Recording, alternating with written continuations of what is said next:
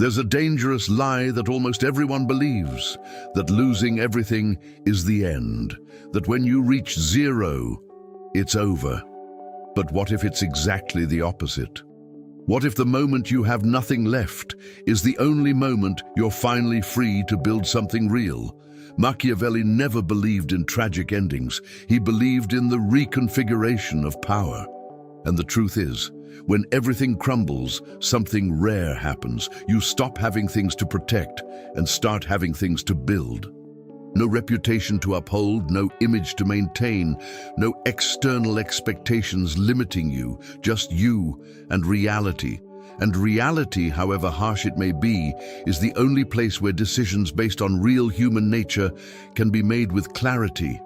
Most people, when they reach this point, try to revert to their old selves. They try to rebuild too quickly, try to prove something to someone, try to recover what they've lost. But that's a mistake, because if the mindset remains the same, so will the destiny. Politics guided by reality, not by ideals, demands a rupture. It demands that you abandon the need to be seen, to be accepted, to be understood. It demands that you understand that the end justifies the means in the most strategic sense possible. No matter how uncomfortable it is, if it rebuilds you, it's necessary. And here comes the part that few have the courage to accept. Perhaps you only got this far because you were weak in decisive moments. Perhaps you avoided confrontation, trusted too much, talked too much, gave in too much. And all of that took its toll. But that's precisely why this moment is so powerful. Because now you have something you didn't have before: awareness. You've seen what doesn't work. You've felt the weight of the consequences, and that puts you in a rare position, a position where you can rebuild strategically, not emotionally, where you can use silence as a weapon, cut away everything that keeps you small, and start acting with precision, where you finally understand why, at certain times, it's better to be feared than loved, and how to do that without becoming hated, where the appearance of virtue ceases to be a mask and becomes a tool. And if you truly understand what you're about to learn here, you'll realize one thing: you haven't lost everything. You've only lost what was preventing you from becoming dangerous. If something inside you awakened while listening, don't ignore that feeling. This channel isn't about videos, it's about memories. Remember who you were before the fear, before the exhaustion, before the silence. Each new video here is a different reflection of your own soul, an invitation to understand what the world never taught you. The power you seek outside has always been within you. If you feel that this journey speaks to what lives silently within you, sign up now. Not to follow yet another creator, but to reconnect with something the world tried to make you forget. Because here, every word was made to heal, each reflection to awaken, and each video serves as a reminder. You are not alone on the path back to yourself. Click on subscribe and turn the algorithm into a daily reminder of who you really are. He didn't hit rock bottom by accident, and that's the first truth few dare to face. There's a comfortable narrative that says life simply happens, that failure comes out of nowhere, like an unexpected storm. But that's an illusion. Reality, as Machiavelli would teach, is much colder. Decisions based on real human nature always leave traces. Small, ignored mistakes, concessions made to avoid conflict, choices guided by emotion instead of strategy. All of this accumulates until one day the collapse happens. And when that happens, there's no more pretending.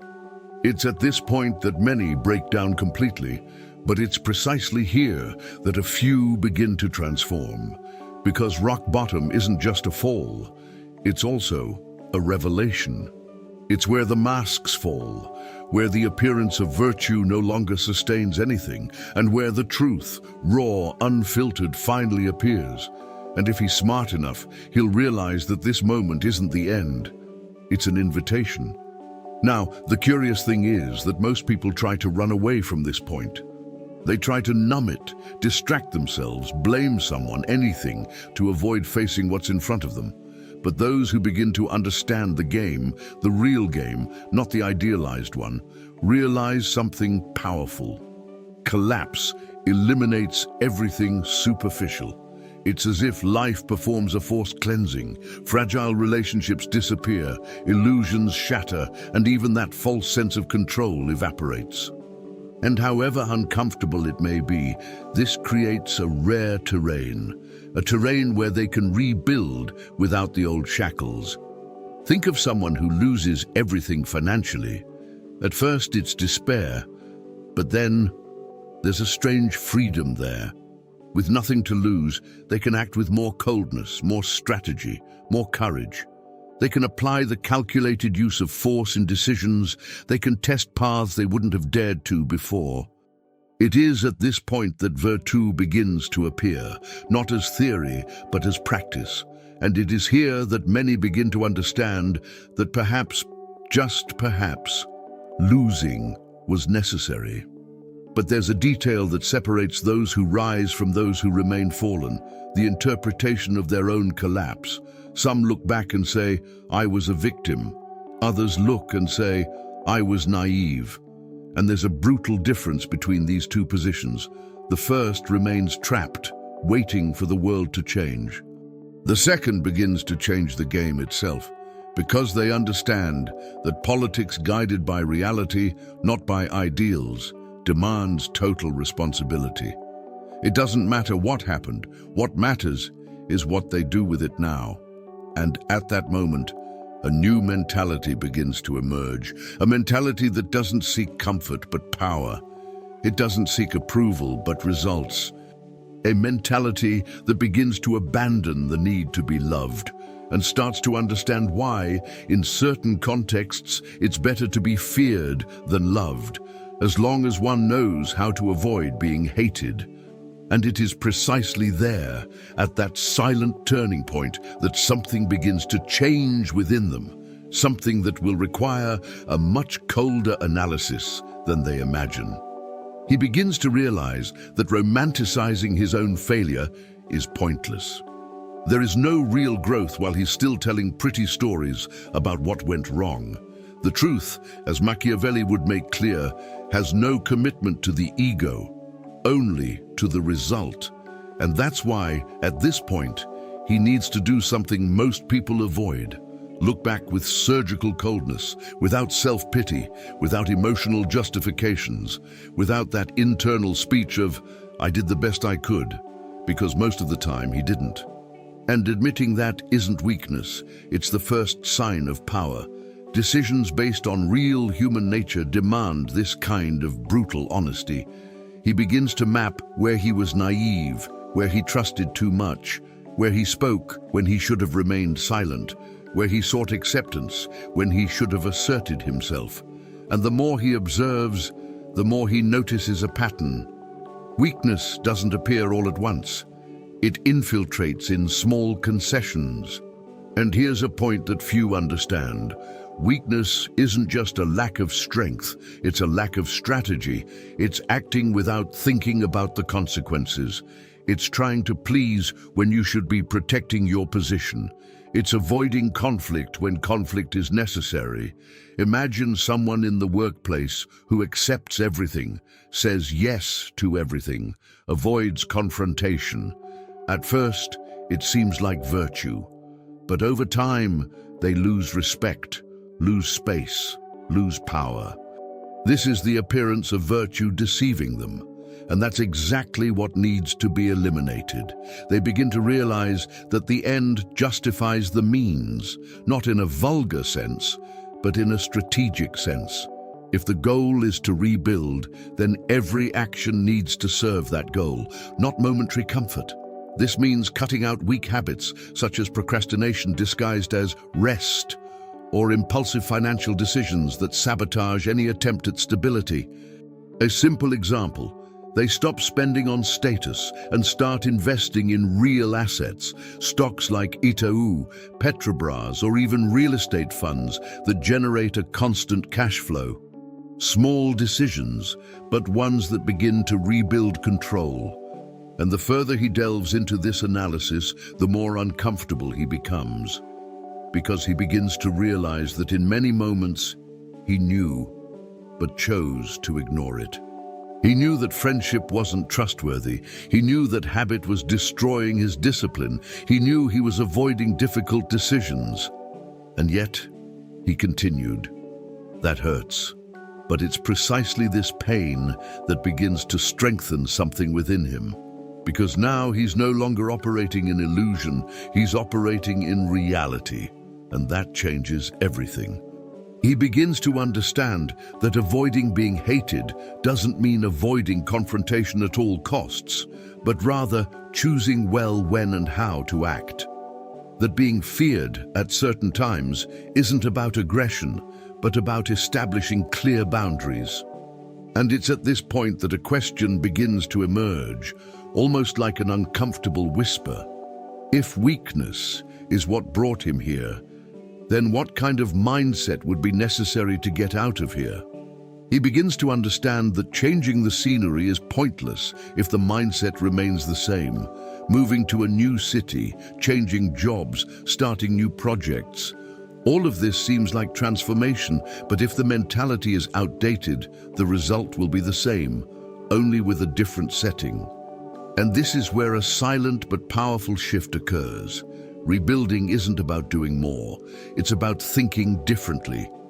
Machiavelli already made this clear when discussing virtù and fortuna.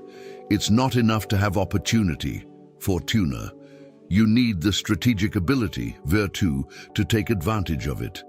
And this requires a mind trained to see the game as it really is, not as he would like it to be. He begins to abandon that naive view that effort alone solves everything. It doesn't. Effort without direction only accelerates error. Then he starts to question, does what I'm doing bring me closer to power or just keep me busy? This question changes the game, and little by little he realizes he needs to reprogram internal patterns that previously seemed natural. The need to please, for example, begins to be replaced by strategic positioning. He no longer says everything he thinks, but he also doesn't remain silent when he needs to act. He begins to understand the value of the appearance of virtue, knowing when to seem trustworthy, when to seem firm, when to seem distant. This isn't falsehood, it's applied social intelligence. In the real world, politics guided by reality, not by ideals, demands this kind of reading. A practical example, instead of sharing all his plans with friends or colleagues, he starts filtering. He learns to test ideas silently, to observe reactions, to protect information. Another example, he begins to consume content with strategic intent. Books like Robert Greene's The 48 Laws of Power or Niccolo Machiavelli's The Prince cease to be mere reading and become manuals of behavior. Each chapter becomes a lens through which to interpret the world. But perhaps the most important aspect of this new mindset is emotional discipline. Because rebuilding isn't exciting, it's repetitive, silent, and often lonely. He learns that acting on emotion is a luxury he can no longer afford. Calculated use of force, in this context, means knowing when to accelerate and when to retreat. It means not reacting impulsively to criticism, provocation, or even opportunities that seem too good to be true. He starts playing the long game, and this completely changes how he makes decisions. More rational investments, more selective relationships, more strategic commitments. Gradually, he ceases to be predictable. And without realizing it, he begins to become someone difficult to read, someone who no longer operates at the same emotional level as before. And that's exactly where a new weapon begins to emerge, one that makes no noise but completely changes the game. He begins to realize something few are mature enough to accept. Talking too much weakens. At the beginning of his downfall, he felt an almost automatic need to explain everything, to justify decisions, share plans, divide his pain, as if this would alleviate the burden. But over time, he understands that this only exposes his fragility. Machiavelli already implicitly warned that real power rarely announces itself. It manifests itself. And it is at this moment that he begins to use silence as a strategy, not as emotional isolation, but as control. He stops sharing every step, every idea, every intention. Politics, guided by reality, not by ideals, demands discretion. Because in the real world, information is power, and whoever distributes power freely weakens their own position. So he begins to observe more than to speak, to listen more than to respond. And little by little, people begin to notice something different, even without being able to explain exactly what. This silence, however, is not empty. It's a constructive one. While many are still talking about what they are going to do, he's already doing it, without announcement, without external expectations, without social pressure. This completely changes the dynamic, because now he's no longer seeking validation, he's seeking results. Think of someone who decides to completely reorganize their financial life. Instead of posting about a new phase or a change of mindset, they simply begin cutting unnecessary expenses, building an emergency fund, quietly studying investments. They might start with something simple like Treasury Select bonds, then move to solid stocks like Itaú or even global ETFs. Nobody sees this process. But months later, the results appear. And when they do, it's too late for those who underestimated it. This is the end, justifying the means applied intelligently, not in the sense of manipulation, but of protecting the process, because he understands that not everyone deserves access to what is being built. And there's an interesting side effect to all this. The less he speaks, the more people project. Some will think he's given up, others will think he's lost, and a few will realize something is being prepared, but none will be certain. And that's exactly what makes him stronger. Because predictability is weakness, and silence reduces predictability. He starts to become harder to read, harder to anticipate. And that, in the real game, is an absurd advantage. Avoiding being hated, in this context, also involves avoiding unnecessary exposure, because the less you show yourself, the less you become a target.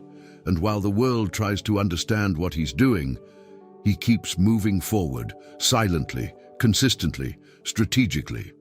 And in this process, he begins to realize that it's not enough to just act differently. Perhaps it's necessary to cut everything that still binds him to who he was before. He reaches a point where he realizes something uncomfortable, but inevitable. You can't grow by carrying what keeps you in the same place. And here we're not just talking about obvious things. We're talking about people, environments, habits, and even past versions of yourself. Machiavelli, observing real human nature, already implied that decisions based on survival and power require tough choices. And cutting ties isn't an emotional act, it's a strategic one. He begins to look around and realize who truly adds value and who only takes up space. That friendship that always drags him down, that environment that normalizes mediocrity, that habit that seems harmless but corrodes discipline. All of this begins to be questioned. And here comes a difficult truth. Often what destroyed you wasn't what you did, but what you tolerated. And this process of cutting back requires courage, because it's not always comfortable. Sometimes it means distancing yourself from people who have been part of your history. Other times, it means completely changing your routine. Imagine someone who wants to improve financially, but remains surrounded by people who spend everything they earn, who ridicule investment, who live in the moment. If they don't cut out this environment, they will hardly change. So they start small, replacing hours of social media with strategic reading. Books like Benjamin Graham's The Intelligent Investor, or practical content about finance. They begin to reorganize their time, prioritize physical health, sleep better, and train consistently. It seems simple, but it isn't. because each cut creates a void, and this void is unsettling. But they begin to understand that this empty space is not a loss, it's space for growth. Calculated use of strength here means knowing where to apply energy and where to withdraw it completely. And, little by little, he realizes that cutting isn't just about removing what's bad, it's also about stopping feeding what's weak. He stops negotiating with himself. He stops saying, just today, to habits that sabotage him. He stops putting himself in situations where he knows he'll fail. That's strategic discipline, and the more he does this, the more he begins to feel something different. Lightness, fewer distractions, less noise, less external interference, and this allows him to focus on what really matters. Virtù and Fortuna begin to align, because now he's prepared when the opportunity arises. And it's in this cleaner, more controlled silence that he begins to build something more solid, something that can't yet be seen, but that if done right, no one will be able to take away from him later. He begins to understand that everything that appears only appears because something invisible was built beforehand. And this is one of the greatest illusions of the modern world. People want the result without respecting the hidden process. But Machiavelli already indicated implicitly that true power is not in what is displayed, it is in what sustains it. And it is here that he enters the most silent and at the same time most decisive phase, the construction of the foundation. Without glamour, without recognition, without applause, he begins to organize his own life as a strategist organizes a territory. First the body, because without energy, there is no execution. So he establishes a routine, consistent training, minimally clean food, regulated sleep. Nothing extreme, nothing fanciful, just discipline applied every day. Then, the mind. He begins to control what he consumes, replaces distraction with learning, begins to train focus as a real skill. Because decisions based on real human nature require mental clarity. Next, he tackles the pillar that many avoid, money. Because without financial stability, any plan becomes hostage to chance. So he begins to structure the basics: emergency fund, expense control, predictable income. He can start with something simple, like saving part of his earnings in treasury bonds, creating an automatic savings discipline, and gradually evolving to more strategic investments. He understands that he doesn't need to look rich, he needs to become stable, and that completely changes the game. The end justifies the means here, meaning prioritizing what builds freedom, not what generates appearances. He stops spending on external validation and starts investing in autonomy. In parallel, he builds professional discipline.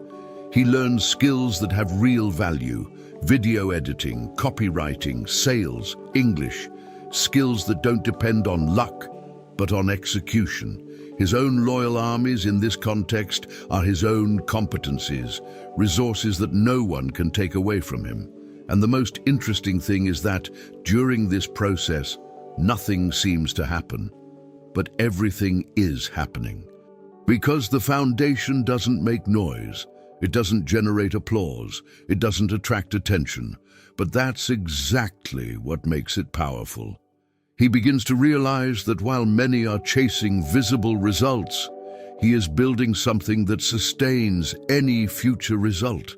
And this requires something that few have: patience. Not that passive patience of someone who waits, but a strategic patience of someone who knows that each consistent day is an invisible investment.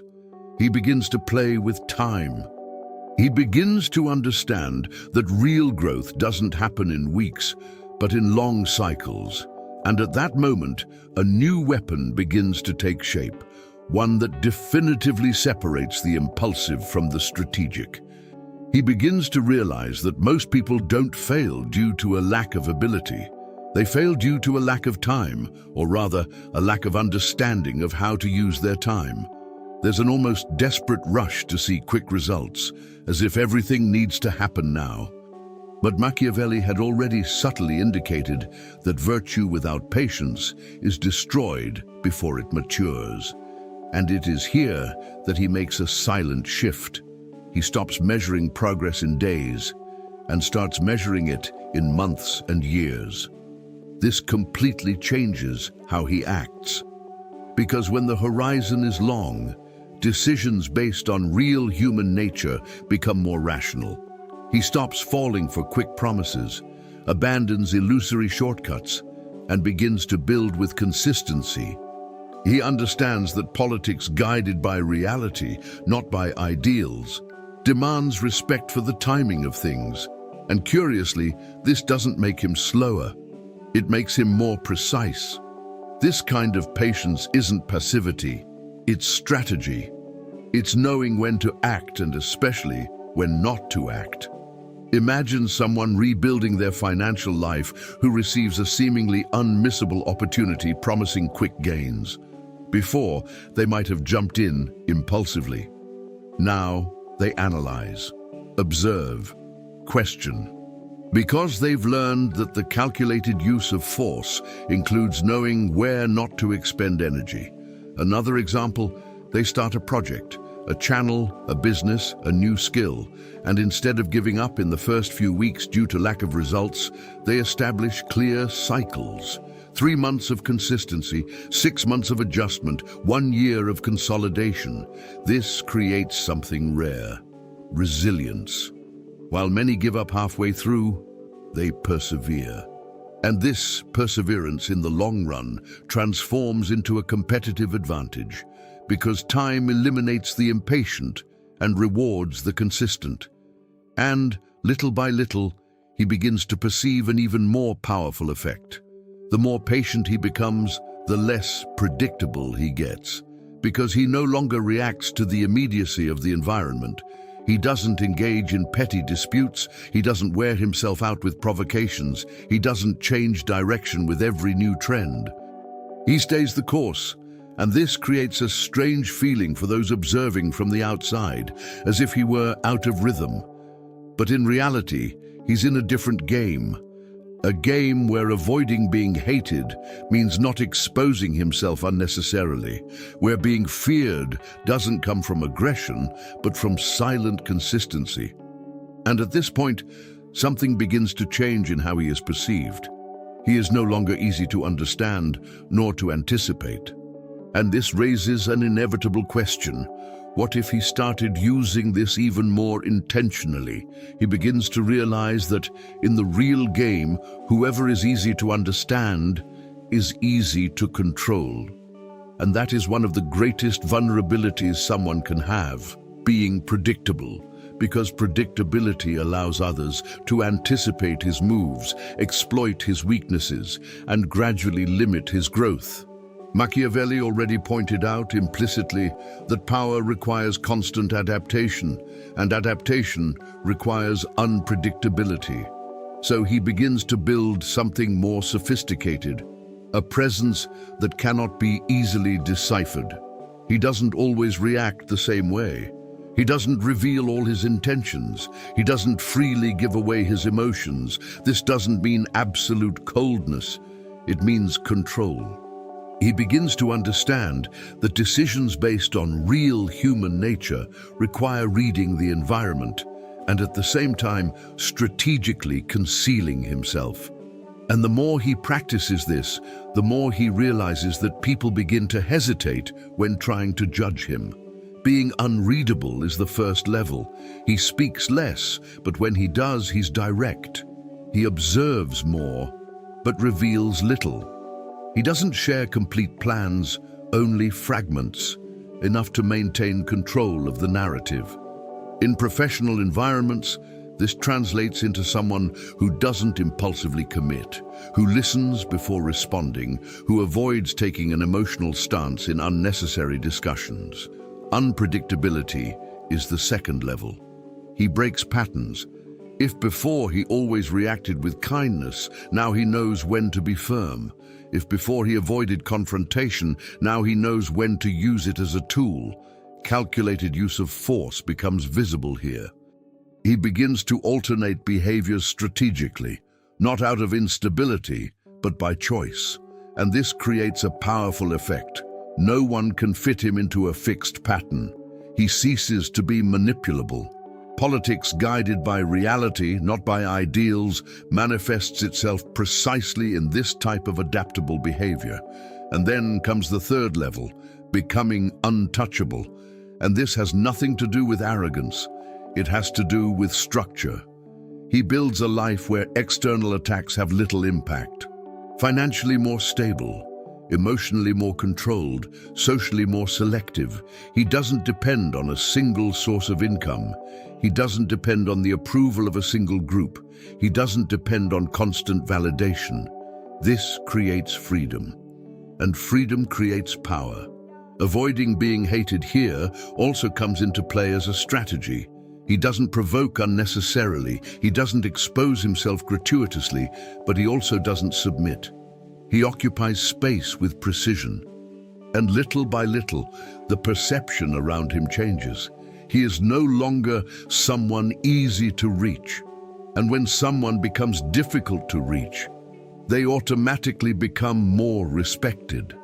And it is at this point that he begins to understand that he no longer needs to explain anything, because if he does it right, the results will begin to speak for themselves. He begins to realize that there's a stark difference between someone who is building and someone who is just trying to appear to be building. And this difference is primarily evident in the need to talk. Those who still need to announce every step, every achievement, every change, are ultimately still seeking validation, and validation is a disguised form of dependence. Machiavelli already indicated that the appearance of virtue can be useful, but when it replaces substance, it becomes weakness. So he does something few have the discipline to do. He stops announcing. He stops saying he's evolving, stops promising to change, stops explaining what he's building. He simply does it, because he understands that the end justifies the means in the most strategic sense possible. What matters is not appearing strong, but becoming strong. And this completely changes how he positions himself in the world. And here's something interesting. At first, it seems like he's disappeared. People who were used to his constant presence, his words, his explanations, start to find it strange. Some even think he's given up. Others think he's vanished, but in reality, he's at the most active point in his own reconstruction. Only now, in silence.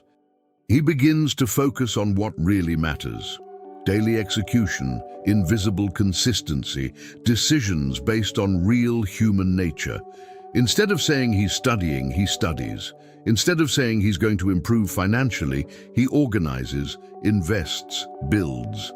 Instead of promising discipline, he simply lives in a disciplined way. A clear example. Instead of posting about productivity, he establishes blocks of real focus, 2-3 hours a day without distractions, studying copywriting, English, editing, skills that truly generate returns. While many are performing evolution, he is accumulating real advantage.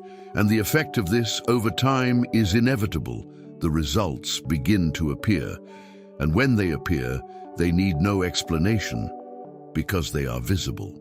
Changes in behavior, posture, way of speaking, way of deciding, even in how others react to him. He no longer needs to convince anyone. The result itself does that for him. And this generates something powerful, silent respect. Being feared in this context doesn't come from aggressiveness, but from the consistency that few can sustain.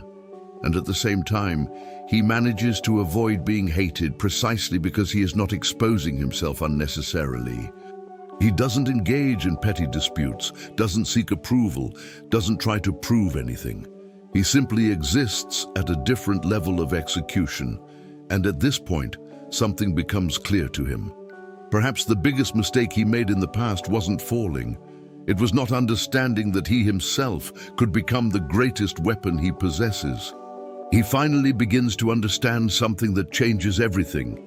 It was never about the environment, about people, or about luck. It was always about him. The collapse wasn't an isolated accident. It was a forging process, a raw, uncomfortable, necessary process. And now, looking back clearly, he realizes that every mistake, every fall, every bad decision served as raw material for something greater. Machiavelli already taught that true strength comes from adapting to reality, not from escaping it. And that's exactly what he did. He stopped operating on autopilot, stopped reacting as before, stopped depending on external factors. He began to mold himself. Virtù and fortuna now cease to be abstract concepts and become daily practice. Because luck may open doors, but it is his ability that decides what happens next. And for the first time, he no longer waits for the world to change. He changes the way he plays. And when he understands that he is his own weapon, everything is reorganized. His skills cease to be optional and become essential. His body is no longer neglected and becomes a tool. His mind ceases to be reactive and becomes strategic. He begins to see himself as a complete system, thought, action, and consequence aligned. His own loyal armies are his competencies: communication, analysis, execution, discipline, resources that no one can take away from him. Calculated use of force means knowing when to act intensely and when to retreat intelligently. He doesn't waste energy, doesn't engage in irrelevant battles, doesn't react impulsively. He chooses. He always chooses. And that makes him dangerous, not in a destructive sense, but in a strategic sense. Because someone who controls himself can no longer be easily controlled by others. And in the end, he realizes he no longer needs permission. He doesn't need validation. He doesn't need anyone to tell him he's ready, because the process has already transformed him. The collapse stripped away everything superficial, and the reconstruction strengthened what matters. Politics guided by reality, not ideals, is no longer a concept. It's how he lives. He understands when it's better to be feared than loved, but he also knows how to intelligently avoid being hated. He knows how to use the appearance of virtue when necessary, but he doesn't depend on it. He has become adaptable, strategic, consistent, and above all, conscious. And it is precisely at this point when he stops apologizing, stops hesitating, stops waiting, that something changes definitively.